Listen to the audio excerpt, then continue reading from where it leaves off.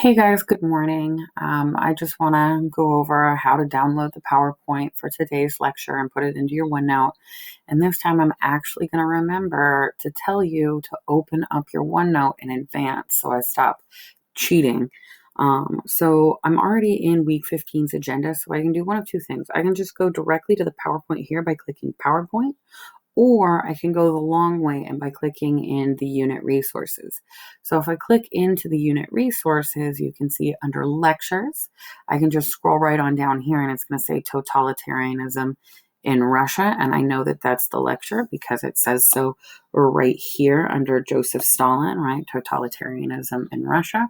Or I can click the lecture directly and this is what's going to load.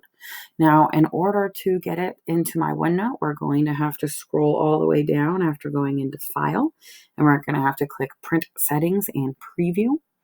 And when we click that Print Settings and Preview, we know that we're going to have to alter up here on the taskbar, the toolbar. So we know that we want a slide with handout, so that way we can write on the line.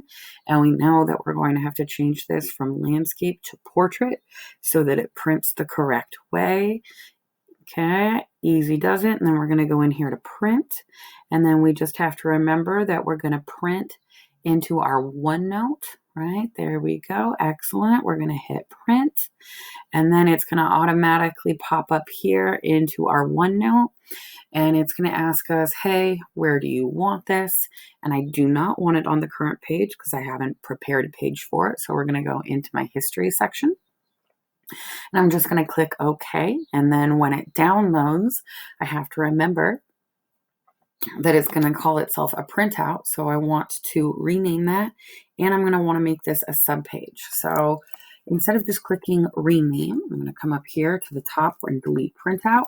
And I'm going to retype totalitarianism in Russia. And then just click out. It's good to go.